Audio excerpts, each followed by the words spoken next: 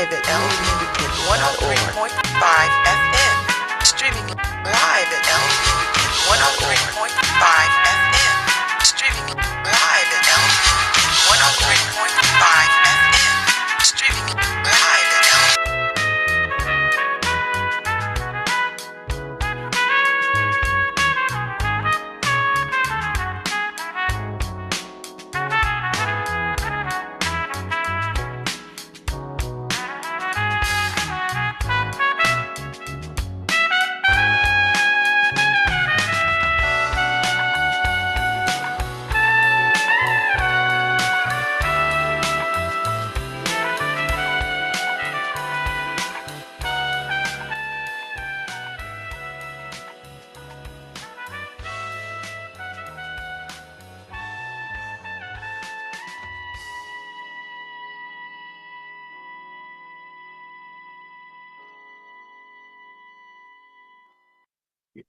Good morning, Harry. Does this mean I'm on?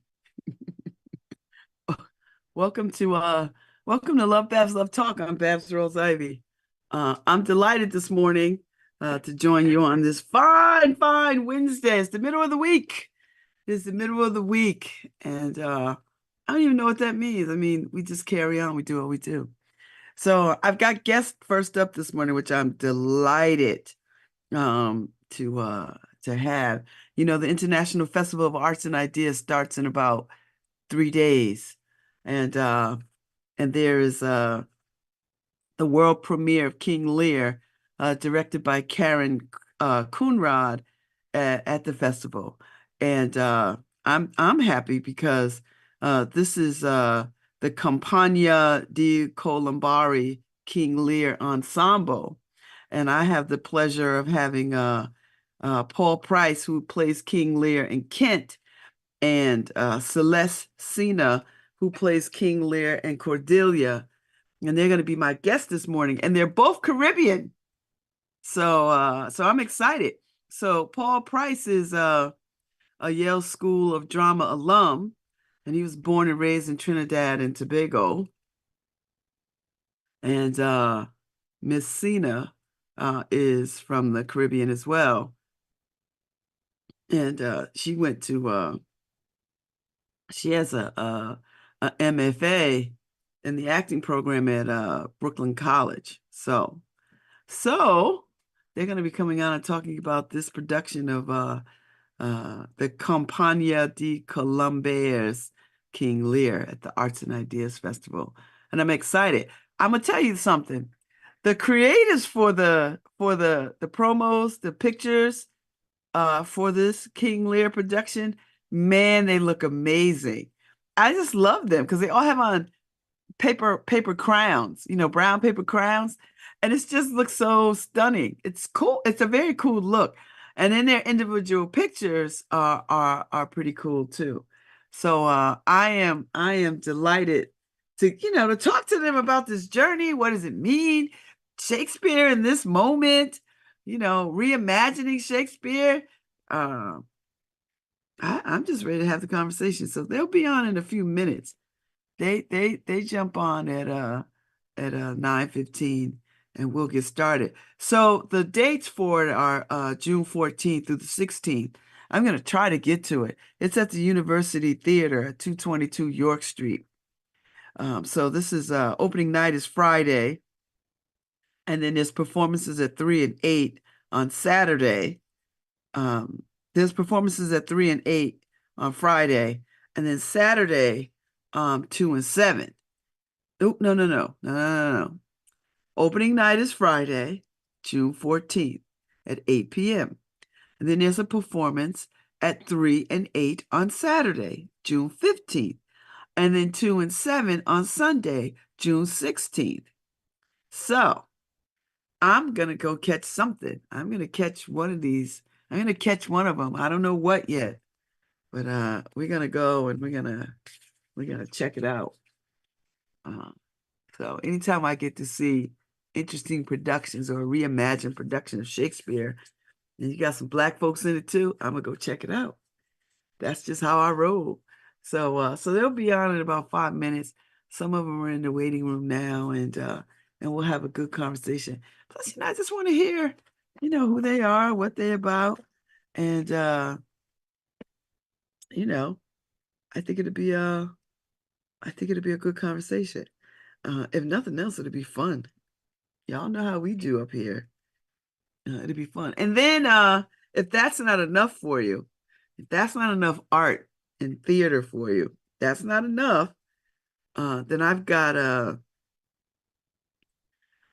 the Broken Umbrella folks coming on, Jess Mack and Ruben Ortiz to come on and talk about a slice that we're doing at Next Door Pizza. And it's the history of New Haven pizza, a telling of sorts of a particular family around New Haven pizza. And I think you'll recognize the family if you eat enough pizza in this town. You'll get a sense of it. So I'm excited and delighted to be having all this art conversation this morning, all this theater conversation this morning.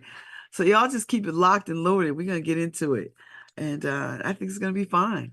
What a way to spend a Wednesday, and it's bright outside, and I feel bright. So yeah.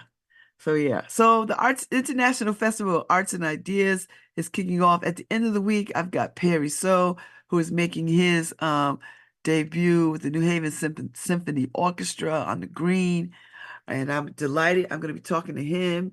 I'm looking forward to talking to him and see what he's going to bring to this role. So this is a week of talking. Y'all know how we do up in here. We just talk to all the fabulous people as we can, and so far so good. Tomorrow I've got tomorrow's Perry So and Maurice from the Schwartzman Center and a couple of folks from the Schwartzman Center to talk about Everybody Dance Now. Boom, boom, boom, boom, boom. So that'll be good. And then Friday I've got Lou Mangini on to continue the conversation about A Slice and the entire Italian influence and what that means to pizza and what it means to this part of the country and what it means to the immigrants. So we got a full week of theatrical performance conversations, and I think it's going to be really, really good. So stay tuned. This is if you never listened to me before, this is the week to do it. So so. So anyway, I'm up. I don't even have any coffee. I don't even have any coffee in me. I'm up. So we're gonna be ready in a minute. I'm going to let them in a few minutes, or Harry will let them in, and we'll have a rousing conversation around this production. And I don't know how much the tickets are or whatever. You can go to Arts and Ideas website and check it out. I know there's tickets. It's a good time. The weather is holding up, and I think you'll enjoy this. And who doesn't love a reimagined Shakespeare play in King Lear? Ooh, this I have to see. So I want to hear what their yes is about this. Why they say yes, and I guess Harry will let them in. I don't know. I can't seem to let them in from where I'm at. Oh, Harry's playing the music, cueing them in. All right.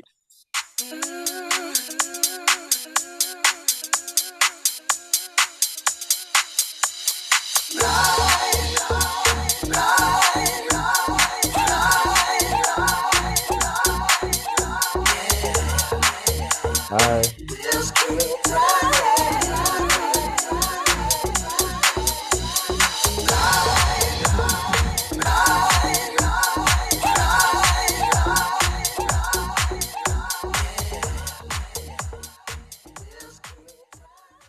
Well, good morning. Welcome to LoveBabz, LoveTalk. I'm Babz Rawls-Ivy. I'm delighted to have you both here. Hello, Paul Pryce. Hello, Celeste. Hi, how are you? How are you all? Very well, very well. Excited to be here. I am so glad. Listen, the all the creative photos and stuff are way, way cool. Way, Oh, way thank you. cool. Thank I you. love it. Like All right, Harry, we having some technical issues. Okay, we good. So, King Lear, which is no easy play to do. And I Indeed. love when people reimagine it.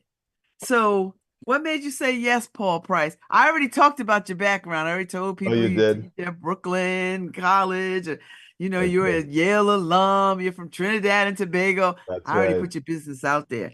So, Yes.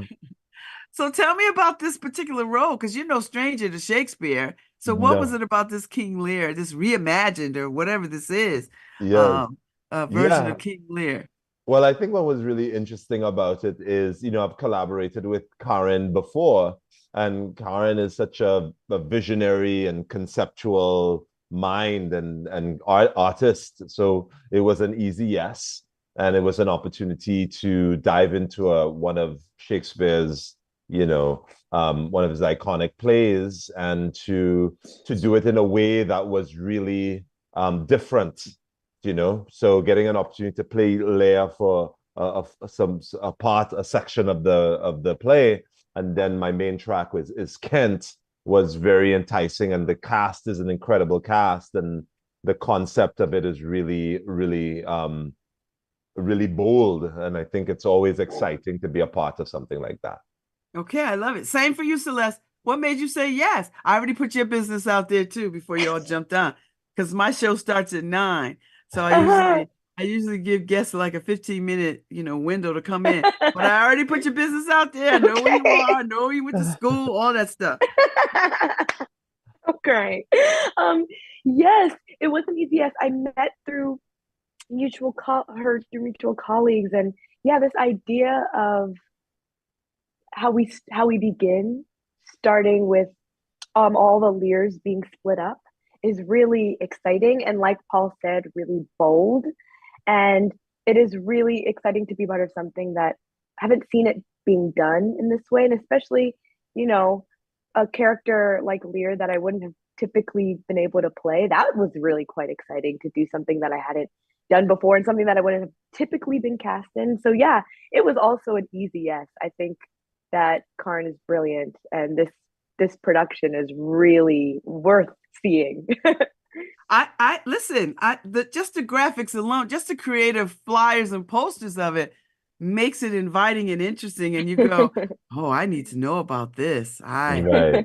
I want to Yeah. see this. Like, what are they gonna do? Like, because y'all are playing two roles. You're Yeah. Lear and Kent. She's Lear and somebody Cordelia. else. So Cordelia, yeah. yes. So is that a lot? Is that taxing? How do you do this?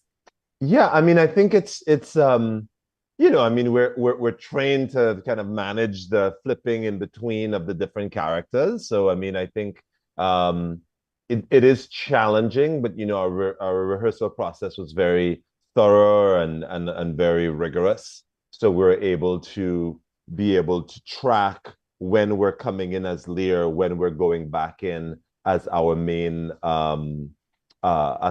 track, Hmm. so we were able to structure that in rehearsal so that it was we could jump in and out when called on. Mhm. I'm not familiar with with the Campagna di Colombari.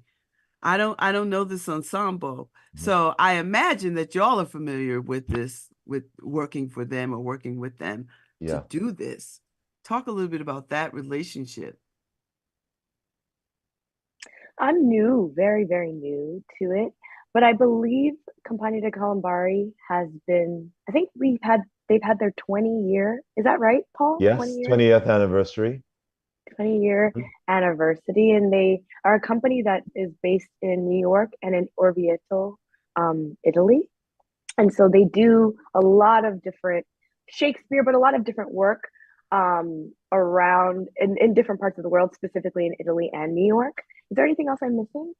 Yeah, Um, no, it's a company that have been it different types of people and very yeah. different actors from different backgrounds Hmm. are involved. I think one of the really, really great things about Karen is that and her and this company is that there are people in our cast, there are folks that have been justice impacted actors who Hmm. Karen has done a lot of work in prisons and whatnot. Yes. A lot of our cast are also folks that are coming from, from that space, that are involved in our work. And part of what we're doing with this play is going into prisons to present it in that space and engaging with that community as well. Hmm. So that's also very exciting.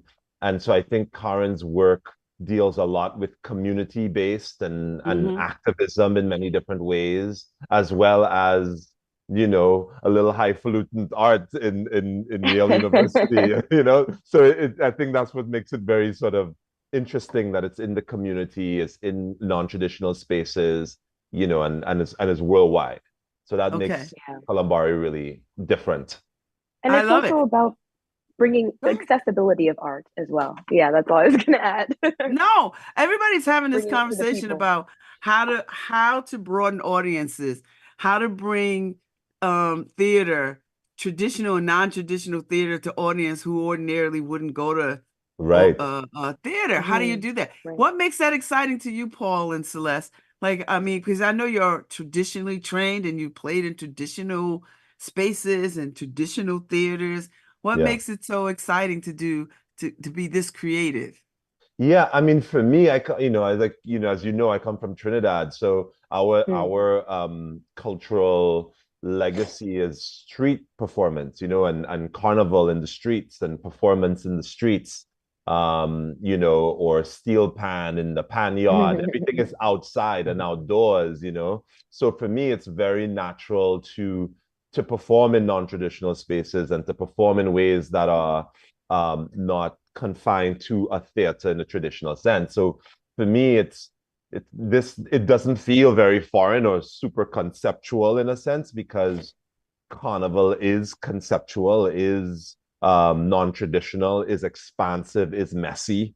And we have our fantastic costumes, which have these amazing sort of backpacks that we wear at the beginning of the Yes. show with this sort of shrubbery and stuff like that really kind of gives an organic feel. But for me, it feels very natural coming from a carnival background, wearing ornamentation and adornments and whatnot. So I think it's great, and I think I love Karen's sort of diverse and expansive sort of idea of what art is, and getting references from painting, from poetry, Yes. from film, not just theater. And when you see the play and the layout, it really has this very sort of textual kind of feel to it, which makes it really exciting to watch. Mm. And I also think that the way that Karn has directed it, we take over the space. We've taken over the theater, and so we're among the audience really to start. And I think to be part of a show where, yeah, but in a theater company that is really interested in investing in the audience as much as we're investing in the work is really humbling. Hmm. So what makes King Lear still relevant? What makes this story still relevant to audiences? And why are we so interested in still revisiting this story?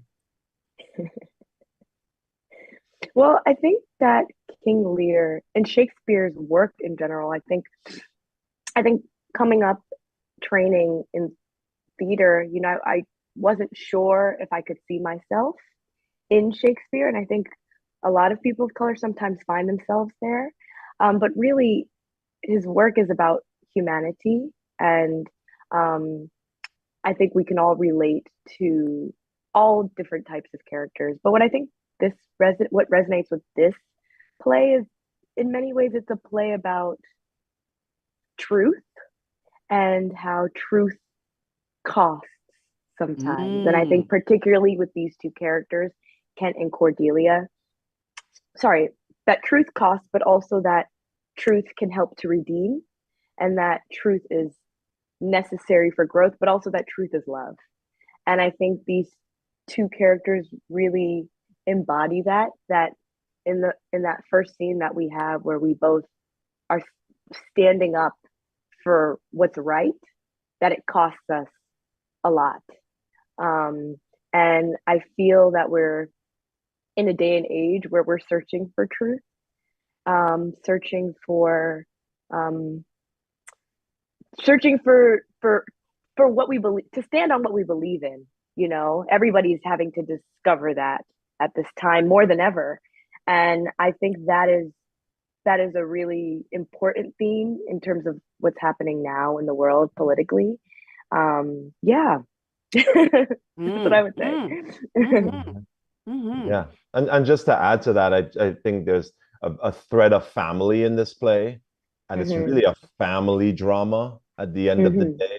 And it's about parents and children and and and how, you know, the times. And I think it speaks to a certain, I think one of the things Karen talks about is power not knowing itself, and how we're caught up in a time where power, materialism, ownership, money, materialism, all these things are measures of love and measures of value. And we measure our love by what you have and what you can give me. And he falls into that trap. Well, I will give you, the more I give you, you should show me how much is the measure of my love. And then he realizes that when he gives that away, that the love was never there, it was all conditional as opposed to something that was unconditional. And he has to pay that heavy price. As we all go through life, we have to pay these prices to learn the truth, to shed these ideas, and life will teach you. You learn. Oh, absolutely. Yes. And so we go through this hero's journey with Lear, this very, very powerful man that is stripped of everything. And he's down literally to nothing, for him to finally realize what he had all along, but he just couldn't see it because he was blinded by power, money, access. And he had to lose it to learn it, Oh, it sounds very much 2024. Yeah. Sounds very 2024. Yeah. So these kinds of roles as actors, do you live for these big, meaty, throw yourself in, drag you across the floor roles? Yeah, absolutely. those are the fun ones, and especially when you play amazing actors like Celeste and our whole cast. It makes it so much fun to really go for it, because everyone is so invested, and everyone is working in the same. So it's fun to feel like you can really jump in and play and really and give a story that will change people's lives. There's always someone seeing it for the first time and someone seeing it for the last time. A piece of theater, it'll be their last play that they see, and some people might be their first play that they see. So it's fun to just really, especially something that you believe in and you feel like could have an impact. So we've come out of the pandemic, and just at the heart of the pandemic, we realized, theater has been very, very white for a long time, and then the last couple of seasons on Broadway has been very, very black. Black playwrights have had opportunity to put plays on Broadway to some success. What is it? Is it a good time to be a black actor right now? Does it feel like a good time to be a black actor, or an actor who is black? Yeah, I mean, I would say that things have certainly changed over the years. I think there are certainly more opportunities in film as it is in theater, and I think we're seeing a lot more programming happening on Broadway, off Broadway, and whatnot. But there's still growing pains in that. I think they may be producing those plays, but they may not be accessing the audiences to come see those plays, because those audiences traditionally have not been necessarily invited into those spaces on Broadway more specifically, or even in the standard sort of off-Broadway regional houses and whatnot, because that has not been their constituency. So there is, I think, a misstep in terms of the communication, the marketing, the outreach to get us into those spaces. And I think that's why we've seen some early closures on Broadway, things not working out. And then it kind of has that self-fulfilling prophecies. Like, you see, well, we did produce this Black play and it wasn't successful. But part of it not being as successful as something else is, it also has to be in line with how those audiences are reached and engaged and communicated with to bring them in. And I think that oftentimes has been a misstep in terms of more enduring success and some of the more commercial spaces on Broadway, for instance. But notwithstanding, there certainly is an opening of doors and more access for playwrights of color, Black playwrights, Indigenous actors and performers and whatnot. So it's going in the right direction, and hopefully there could be more. I mean, it's still not where it needs to be, but it's certainly improving. I would say, to add to that, Paul, I would say it is a great time for multi-hyphenate actors, actors who are interested in writing and producing. I think that it's a great time as an actor and as a Black actor to be able to create your own work, because you may not always see it and you may not always step into it. And especially both of us are of Caribbean heritage, and to be able to see those stories on stage and those stories on screen are so needed. And I think it's a great time to pick up a pen as an actor and start telling your own story. Oops. That's all right. Now, both being from the Caribbean with Caribbean parents, so when you told them you wanted to be actors, what was the conversation? Because I know Caribbean people. I know there's only like 3 things you could be: a doctor, a lawyer, or engineer. So how did you manage to get acting past from the parental gates? I had it a little bit easier.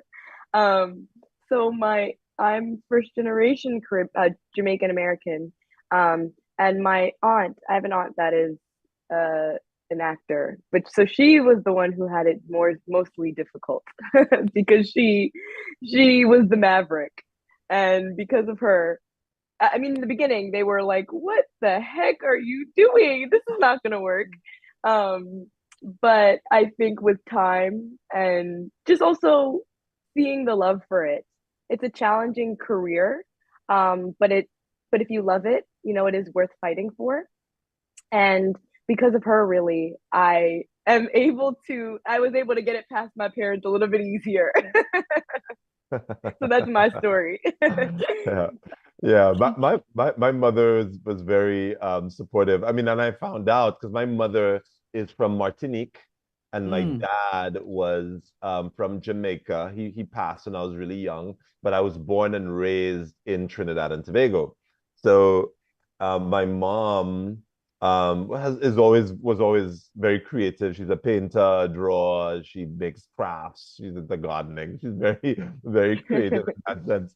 And I found out from her, my grandmother was a theater producer in Martinique. Yeah, like community theater, and she would get all the kids and some of the adults in the neighborhood, and they would put on these classic French plays, El Cid and and like Marat Sade and wow, and these Moliere, and they would produce that in the community center.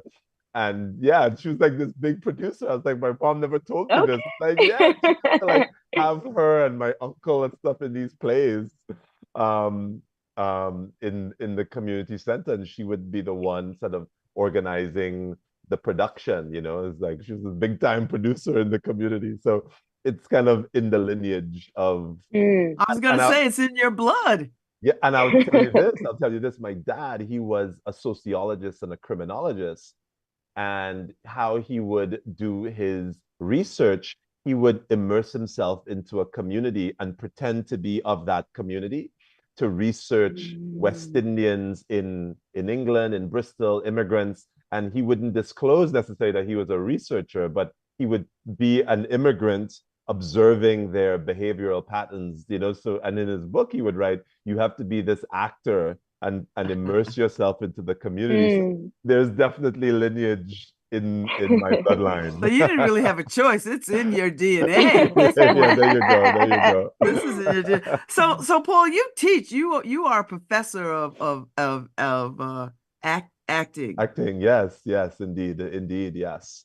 And, so what do you tell young people? Like when you see them come through the doors and yeah, you know, they have all these dreams and yeah, ideas. Paul. Yeah. Well, Celeste can tell you. Celeste was one of my actors. Oh my gosh! At Brooklyn College. Yeah, Yes. I was. Yeah, he taught me my first year at Brooklyn College. Yeah. Yeah. And let me tell you, Paul is an incredible teacher. He's very thorough. So Paul, does this make you happy? That I mean, what does this do when you see one of your students in production with you in a big play? It was amazing when I came into rehearsal. I'm like, Celeste, you're in this. It's like, yes. I mean, it was amazing to see Celeste, and Celeste is just totally crushes and kills it. So I feel very proud. So you can take some credit, like I taught her. Yeah, I taught her everything she knows. Yeah, it's amazing. I always tell my students that we're actually really colleagues. You know, I may just be a little bit ahead of the curve, but we're, especially at the graduate level, we're all, they're all great actors in their own right, and they're just coming to grad school for just, a little bit more sculpting of what they already do. We don't really teach them acting. They already know that. It's really just adding more tools and craft to what they already bring. So it is very rewarding, and it's even more rewarding to actually be working with your actors that you had in school in a production. It's just like, wow, they're doing it. And it's so fun. Yeah. I love it. So Celeste, what's it like for you to have your teacher? Do you feel like a student in his presence, or do you feel like an equal on the stage? Oh, that's a good question. I think that, I'm feeling pretty equal now. I mean, Paul is so generous, and he's such a generous teacher and person. So I feel like he has been so encouraging in this process. And I think that's made me feel like I can be more fearless and more bold, knowing that, my teacher's like, okay, do your thing. And I'm like, all right, I will. So, yeah. She's fantastic. She's fantastic. Thank you, Paul. Yeah, fantastic. And so, Paul, you are a Yale alum, Yale Drama School alum. How's it feel? When's the last time you've been back, and how does it feel to be back in your old stomping grounds? Yeah, it's great. It's awesome. I just walked around. I saw Dean Bundy yesterday, and some of the administrative staff and whatnot, and some of the teachers. It's great. I mean, I really enjoyed being at the drama school. So it's really lovely to be back. And I've been back, I won't say regularly, I mean, but with Karen, she's also on faculty at the drama school. So she regularly invites me back up to work with her students in the directing program as an actor, and we work on Shakespeare with them.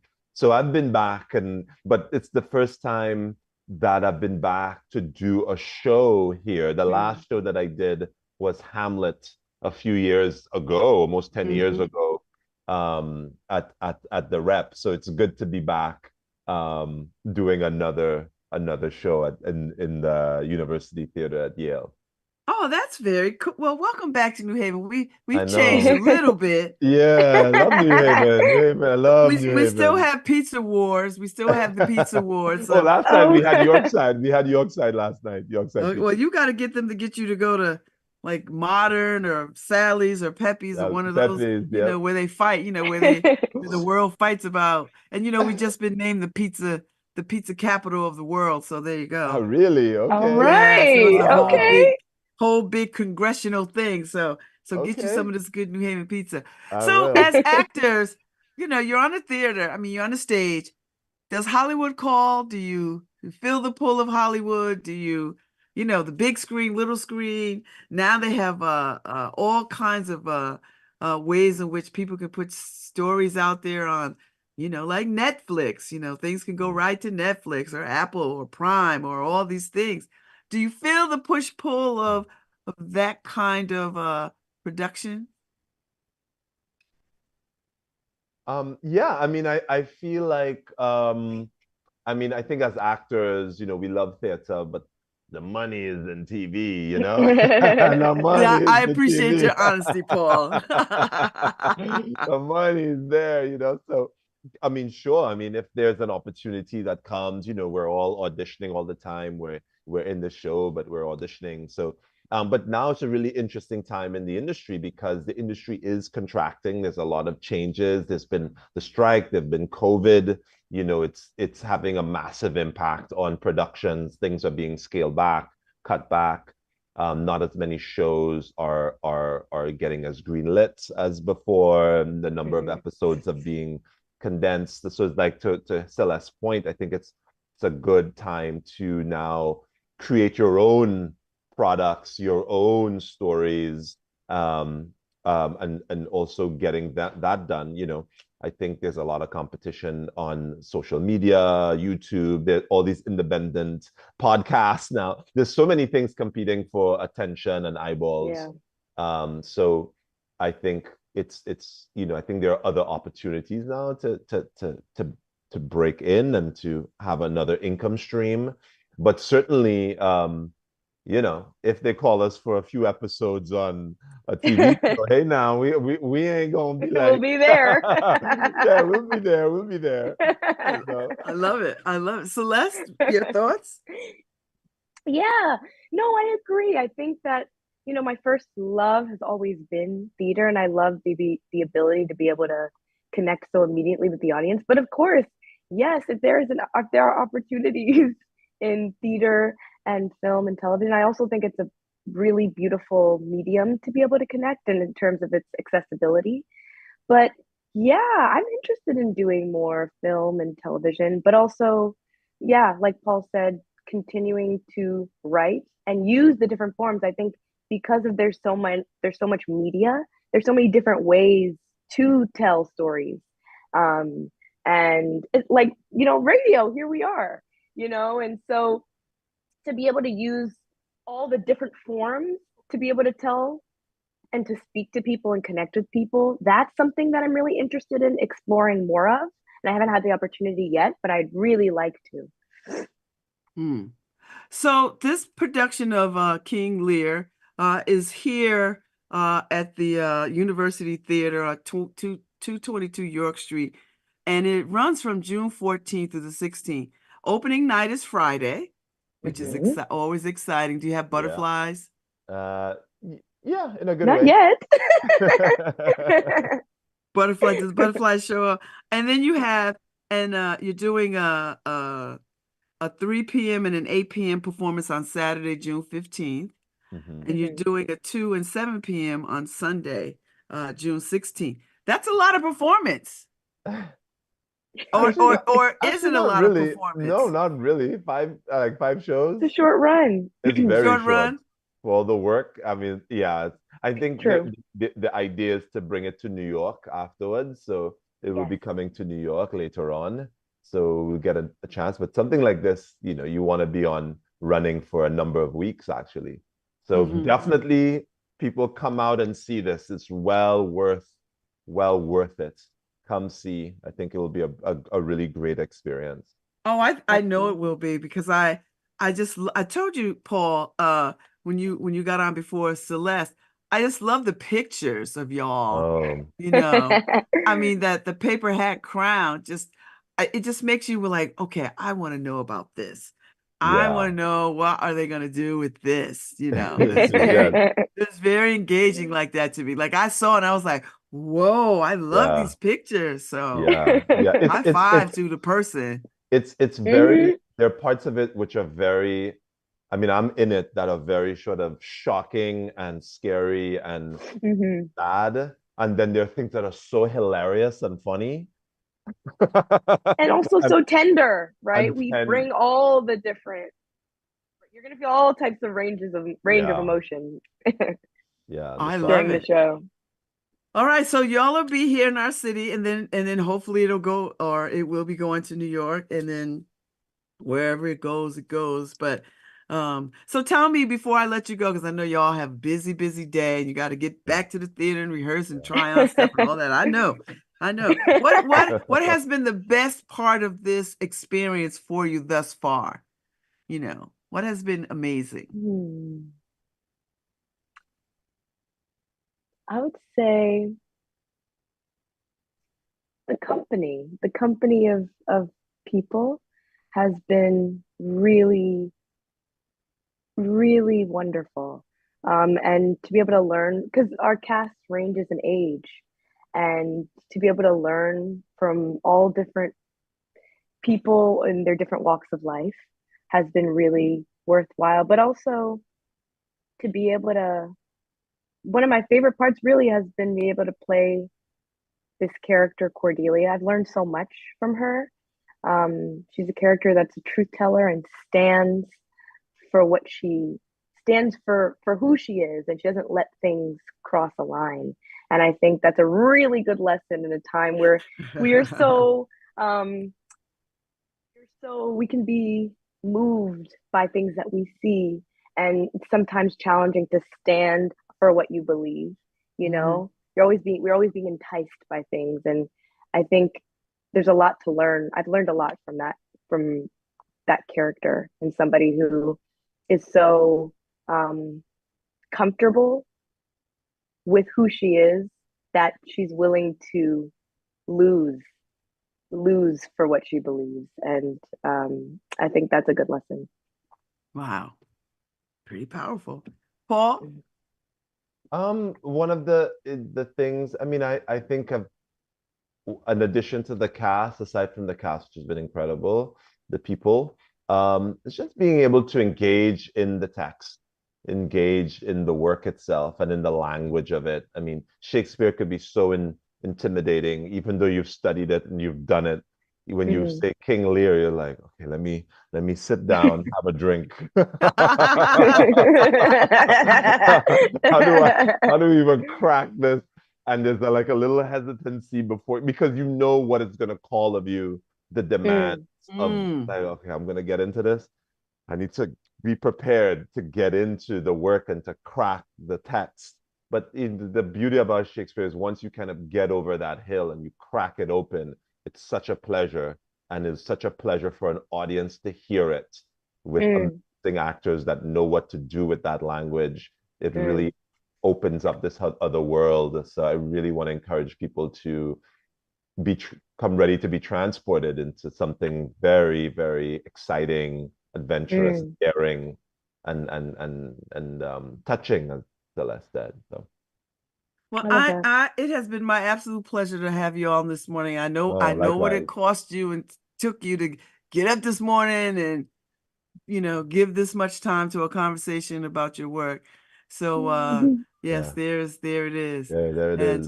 Thank you so much. What a pleasure, my pleasure to have met you. Yeah, likewise. Such a pleasure to meet you and to chat with you. Thank you for giving us the platform. Thank you for your time. Break a leg. Thank you. Thank you. Thank you. And I will see you in the theater. I'm gonna come see this. I'm gonna You figure out a way. Yes. We'll And come say hi. Yeah. Yes, I'm gonna come see it. So thank y'all. Break a leg and enjoy my town, please. I will. Take some walks, get out, get some air, and enjoy our town. Thank you. Okay. Thank y'all. Right. Have a good rest of the day.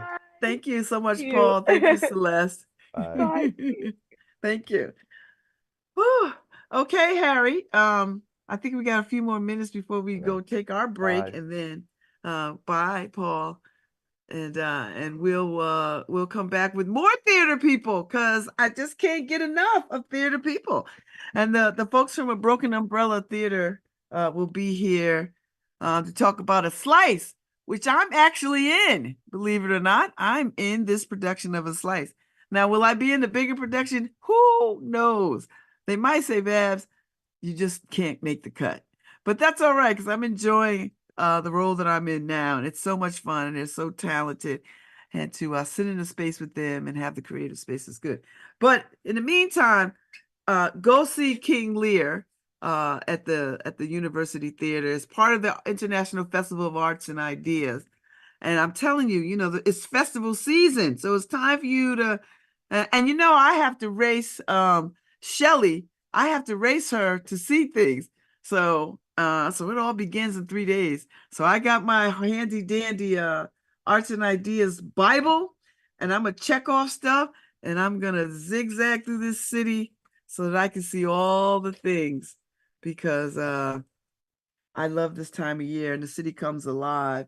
And who doesn't love good theater? Who doesn't? But I really would love to see this turn of King Lear, and you should see it too. So go. It's expensive to do stuff. There's a lot of things that are very, very free, Harry. A lot of things are free. And I don't know. I think the tickets are very, very limited, minimum for this particular production. I think if it's not free, it's a very limited limited small amount of money. So Compagnia di Colombari, the King Lear ensemble for the International Festival of Arts and Ideas. They will be here the 14th, the 15th, and the 16th. Friday night is opening night. There's 2 performances on Saturday and 2 performances on Sunday. I know you could get there. I know it. I know it. And, Paul Pryce is right. Theater will transform you. It will change your life. It will change your life. And every time I sit in the theater, I am forever transformed. I just love it. So don't sleep on the International Festival of Arts and Ideas, because there's some world-class stuff, and you should see it. You should be a part of it and take advantage of it and soak it all in. Hey, Harry, you could make it a date night for you and Karen.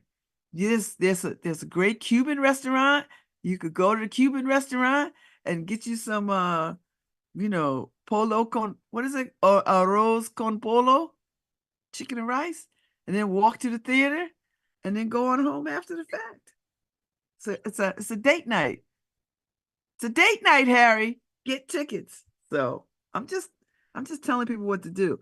You want to impress somebody, dinner and theater, dinner and theater. That's the old school dating, old school date night, dinner and theater, and then a nice stroll. And there's so many restaurants. For me, it might be theater and dinner, because it starts too late for me, like 7 or 8. I turn into you could catch the 3 o'clock show, Harry. Yeah, that's what I'm saying. It might be theater, then dinner. Yeah, you could do a 3 o'clock show and then go to dinner. That's pretty cool right there. And by the time you're done, it's still daylight when you get on the road to go home. I'm just saying. I would love to see you. I would flip out. I think I would pass out if I saw you. I'm walking down the street and I'm like, is that Harry? I would. I'd buy you a drink. Although you don't drink, I'd buy you a lemonade or something, or iced tea or something. Karen and I went to some production that they had. Well, you had them on. It was a high school theater. Oh yeah. You went? I went. It was pretty good. It? Yeah, it was pretty good. I mean, I think the high schools in New Haven, they do a damn good productions. Yeah, These kids do a good job. Pretty good production. So yeah, we're trying to do stuff. I'm gonna do stuff this summer. Okay, well, the Arts and Ideas, Harry, starts in 3 days. Go and look. Go and look and see what they have. I am thinking of this 3 o'clock on Saturday. Okay. I am. All right. But it does cost money, man. Harry, how much money you spend on Instacart? How much? That's just you not going to Instacart this week. That's true. That's all. You got enough paper towels. Go easy. You're not gonna have to wipe your hands on your shirt. You have enough paper towels at the house. And then you got the whole storage thing in the basement. So you good. Plus, you know what? You want to get out the house anyway and do some cool stuff. You know, we've been coming down on Saturdays, walking around. Oh, you ain't called me though. You ain't walk yourself over to No, the you know, porch. Karen's been asking when are the porch hours? The porch hours are now. You know when it is, Harry. I don't know why Yeah, you I try don't to act wanna like you don't know. I tell her I don't want to barge in on Babz. Harry, you know how you do this? You pick up your phone and you, hey Babz, I'm in town. What are you doing? I'm on the porch, Harry. Come through. That's exactly how that works. I have Karen. Oh, then even better. You know what I'll do? I'll go and mix up a pitcher of lemonade or pour some lemonade or iced tea or something. Because I know Well, y'all don't drink like I drink. So that's what I would do. So that was a good conversation. I was excited. That was good. I got to figure out my schedule now because I'm in a play, Harry. The people that are coming up next, the Broken Umbrella folks, the theater folks, I'm in their production of A Slice. That's part of the International Festival of Arts and Ideas, which they're doing, Harry, at the Next Door Pizza House on Humphrey Street. Next Door Pizza Restaurant on Humphrey Street. So I'm in their play. So that's on a school night. so is it? I think it's Tuesday, Wednesday. I think it's Yeah, Tuesday. Tuesday, Wednesday. It's like Tuesday and Wednesday. Schools are out, Harry. What are you talking about? They're not out in Waterbury yet? Not yet. Yeah, But no. yeah, I'm saying school night for me. Oh, okay. Why? What you got this? What are you doing? I tell you, I turned into a pumpkin right around that 9 o'clock hour. Lord have mercy. Harry, you know you could push yourself 15 minutes, 15 additional minutes. I'm Let gonna Karen try. drive. Let Karen drive. Let Karen drive the pumpkin home. Let her drive. Do you allow her to drive? Are you all right with her driving? Yeah, I mean, we might have to come in together. That if we do that. That'd be fun though, Harry. She'd get a kick out of that. And to see me in a play, Harry, has got you've got to want to see that, if nothing else. Just saying. I know I gotta tell Karen. Let's see. You gotta tell her. You gotta tell her, Harry. I've been posting it up, so she follows me on Facebook. I don't know if she pays how much attention she pays, but you know, Tuesday, so Tuesday or Wednesday. yeah, She's gonna Tuesday or try to do it. Wednesday. And then a big production next year, like a full play. This is not a full play. And Harry, your ticket gets you pizza This is a preview. and soda. Yeah, this is All right. just a slice.